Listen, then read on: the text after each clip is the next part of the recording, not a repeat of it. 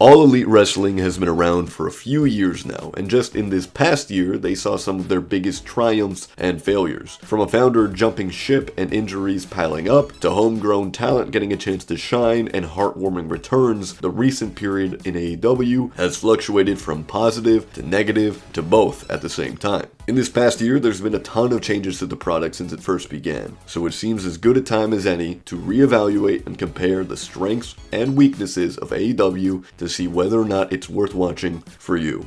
And just to preface, I'm going to be talking about major points of discussion that I think highlight the best and worst aspects of AEW. Regardless of that, it's always your opinion and preferences that dictate whether you watch something or not. If you like AEW, watch it. If you don't, then don't. Strength number 1, long-term storytelling. We're going to start with one of the main strengths that AEW has, long-term storytelling. Now, everyone has their benchmarks of what counts as long-term storytelling, but for the purpose of this video, we're going to say it's an escalating storyline that can draw on the history of wrestlers. That's relatively vague enough to fit a lot of things, but AEW does excel at this. One of AEW's greatest stories was that of the Elite fracturing at the beginning of the company, which led to Hangman Page going from an easily disregarded challenger to dejected and aimless, to finding new hope with Kenny Omega as partners, to losing both that partnership and himself, to finding new friends and battling his insecurities, to finally winning the World Championship. And amidst all of that, Kenny Omega and the Young Bucks had their own arcs within this story as well, changing into egomaniacal prize fighters, overlooking some of their challengers. And AEW does this a lot. Sometimes in short bursts where they may reference a wrestler's history before AEW, like Ricky Starks' short feud with Aaron Solo, referencing their tag team history, or Minoru Suzuki and Lance Archer having a quick Suzuki-gun reunion. I mean, the Blackpool Combat Club is honoring the history and background that all of these wrestlers have with each other. With long-term storytelling, AEW is able to naturally and gradually change characters. Aside from the Hangman Page example, another example of this is when Miro kept losing when teamed with Kip Sabian, so he turned into the Redeemer. And this led Kip Sabian to spiral out of control and be off television for some time before returning and wanting to manipulate his competition, as he is doing with Orange Cassidy. One of the strongest examples of long-term storytelling in AEW has been relating to MJF. 3 of his biggest feuds were teased incredibly early on in his time in AEW. He gained the trust of Cody Rhodes, then betrayed him, and then did the same to Chris Jericho. His feud with Wardlow was a long time coming, and they were even able to pull in the history between MJF and CM Punk, and MJF and William Regal, 2 people that MJF also ended up manipulating. For the most part, every feud that MJF has escalates with every match, is teased in advance, and leaves all of the participants elevated. This is why I think one of AEW's main strengths is their long-term storytelling. Weakness number 1, the women's division. Now, the women's division in AEW has been steadily improving since late 2022. However, before then, I think any AEW fan could tell you that it was probably one of the weakest aspects of the promotion. The women's matches were always put in the worst time slot of the night, and they were hardly given as much time as the men. Now, although I do think some of that can be attributed to having more male wrestlers who would draw more, I don't think that's an entirely valid excuse for not utilizing the strong women's division that AEW has. I don't think any of this is done with malice and intent, but one strong example that sticks out to me is Thunder Rosa having a very quick backstage segment announcing her relinquishing her title due to injury, and CM Punk having a whole segment within the ring. Now, I do understand that CM Punk and Thunder Rosa are not equal in drawing power, but having that severe of a disparity really imbalances the weight of both titles against each other. Now, I do want to clarify that the actual women's wrestlers are not the issue. AEW has incredible talent like Hikaru Shida, Toni Storm, Jamie Hayter, Ruby Soho, and Britt Baker. And they also have stars that seem to be steadily improving, like Anna Jay, Ty Mello, and Jade Cargill. Whenever Chris Statlander and Layla Hirsch finally return, the roster will be even more impressive. But I do think that the booking in the women's division has been kind of concentrated around Jade Cargill and Britt Baker. And there's nothing wrong with that necessarily, but for example, did Britt Baker really need to win the Owen Hart tournament? She was already an established star and was coming off a strong title reign. The booking is questionable because whoever won that tournament would have been elevated, and you could argue that Britt Baker really didn't need to win it. Regardless, I think that at the very least, AEW is improving recently. The inclusion of Saraya is adding more depth into the women's division, and the women's champions, Jamie Hayter and Jade Cargill, are very well received by the audience. So hopefully things continue on the upward trajectory for the division. Strength number 2, no scripted promos. Before I continue, I have to make it clear. I do not think that scripted promos are always bad. It would be unfair to claim that the scripted promos in the WWE, for example, have never been good or entertaining. Personally, I even think some wrestlers in AEW might benefit from some scripted elements in their promos as well. However, and I know this is an older example, when you have Roman Reigns talking about suffering succotash and Titus O'Neil and Shane McMahon's promos said with heavy emphasis on the quotation marks, you might get the feeling that the very scripted promos may be a bit restricting. Some wrestlers knock it out of the park every time, don't get me wrong. Dolph Ziggler's "It Should Have Been Me" and Mark Henry's retirement promo are great, but I think AEW benefits from the fact that the promos are able to be unscripted. Not every time, but I'd say a lot of the experienced stars are able to really elevate their feuds with promos that don't have to be limited to what a script says. We've gotten amazing promos over the years from Jon Moxley, Adam Page, MJF, Cody Rhodes, Christian Cage, Miro, and last but certainly not least, Eddie Kingston. The natural delivery of these promos makes them more impactful, and you wouldn't have that with a script. I will say, there are cases where it's a detriment, and younger, less experienced stars definitely should have had a guiding hand, but I think the worst promos in AEW don't detract from the greatest ones delivered. Weakness number 2, short builds.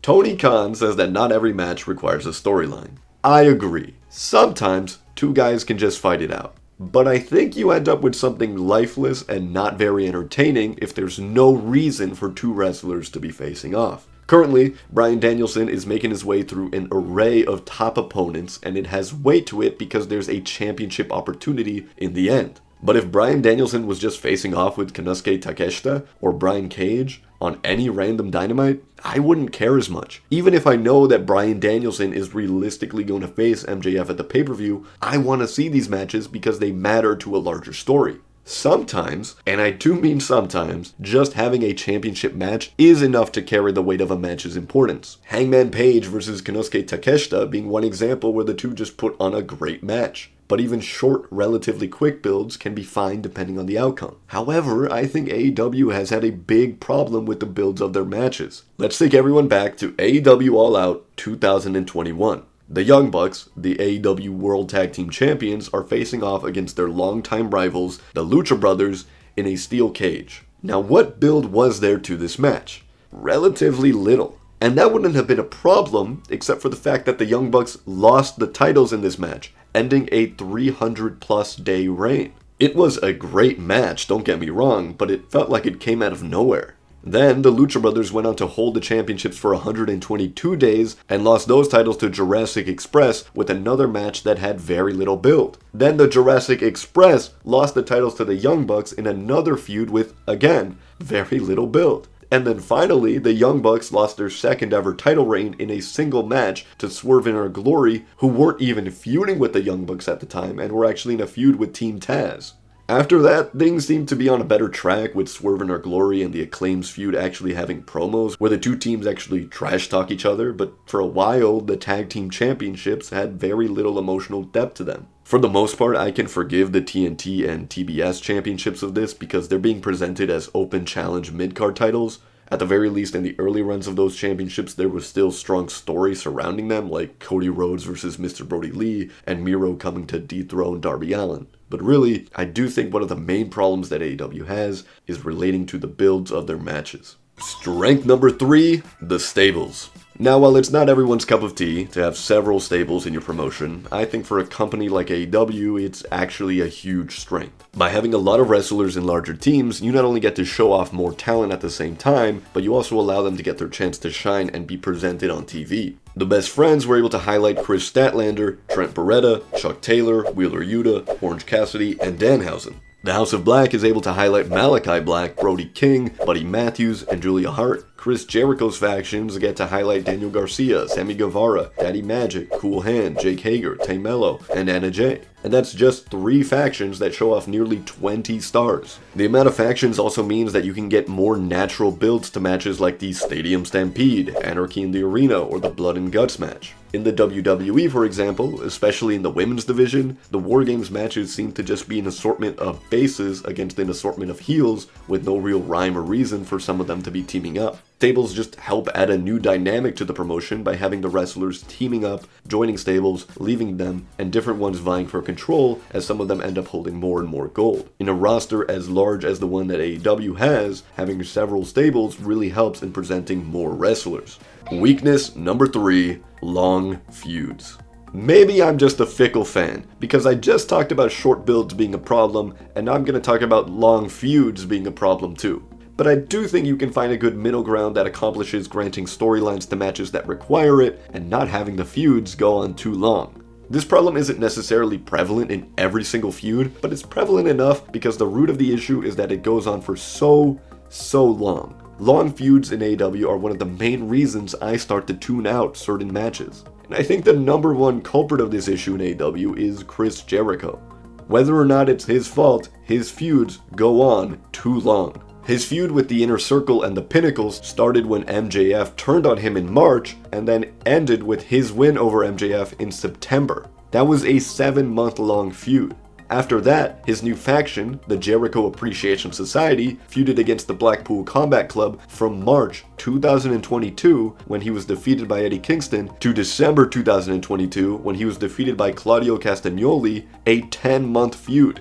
Now, I get that these feuds are generally going to be longer because they consist of 2 stables facing each other, but the issue was that these feuds didn't exactly continue for any good reason.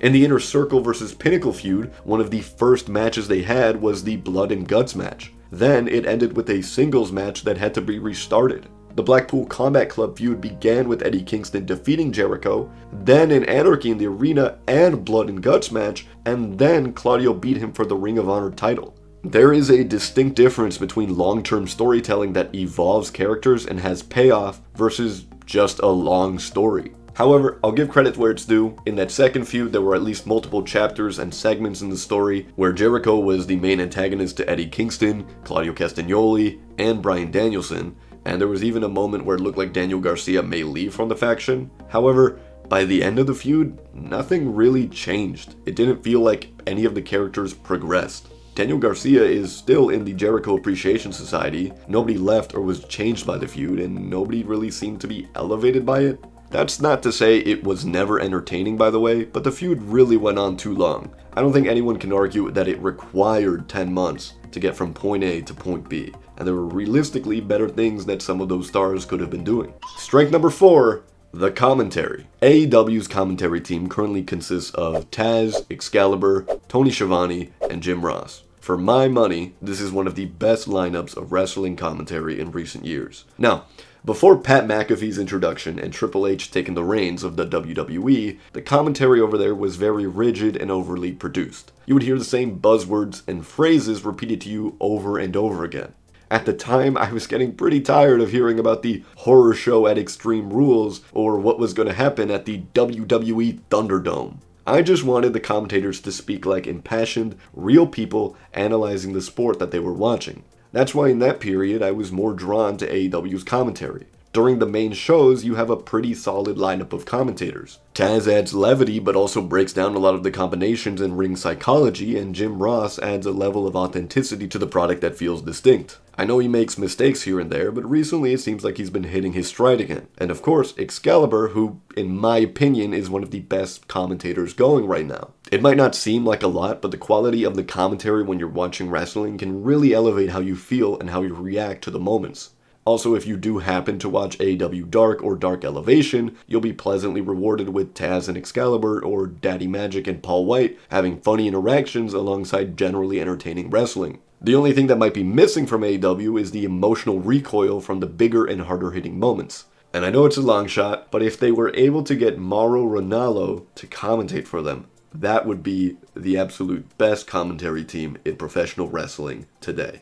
Weakness number 4, the championships. This is probably one of the most commonly spoken about issues that AEW has. AEW has 8 championships in the promotion. The Men and Women's World Championship, the Men and Women's TV Championship, the Tag Team and Trios Championship, and the All Atlantic and FTW Championships. That's not too bad, except for the fact that the Ring of Honor Men and Women's World Championships, Tag Team and Trios Championships, and the Pure and Television Championships also make active appearances on AEW. That's now a total of 14 championships, or 20 belts from the tag team and trios titles. Now this is a lot of championships for sure, but then you also have to account for the crossover championships, which are also presented from time to time. These include the AAA World, Mixed Tag, and Tag Team Championships, as well as the IWGP US and Tag Team Championships, which are also defended on AEW semi-regularly. For a large period of 2022, AEW was circulating 19 championships on their promotion. The issue being that when so many matches contain champions, or so many of your prominently featured roster are champions, you end up diminishing and diluting the championship's presence. Recently it's been better though, because AAA seems to be angling towards a working relationship with the WWE, and FTR lost all of their tag team titles, which means they're no longer actively presented. Still, I hope that AEW continues their crossovers with other promotions, but also make sure not to overexpose the amount of champions or championships that they are presenting. That way everything feels more important and it keeps these crossover championships more special. Strength number 5, the matches. This, I believe to be AEW's strongest aspect. On any given night of AEW Dynamite, you're sure to find at least 1 or 2 matches that are wrestled exceptionally well. However, when you watch an AEW pay-per-view, you're going to see some of the best professional wrestling in the world, which ensures you know you're getting your money's worth with the purchase. I personally prefer AEW's combination of varying wrestling styles to other promotions. Could they save some of the bigger stuff for larger events? Sure, but I do think that they've definitely earned a reputation that befits the name All Elite Wrestling. It feels like there's something for everyone in AEW, from fast-paced, hard-hitting matches with Adam Cole or Kenny Omega, to great technical wrestling from Bryan Danielson or Daniel Garcia, to lucha libre high-flying wrestling with teams like the Young Bucks or the Lucha Bros. You can even get comedic wrestling with Orange Cassidy or Danhausen, and hardcore bloody wrestling with Jon Moxley or Eddie Kingston.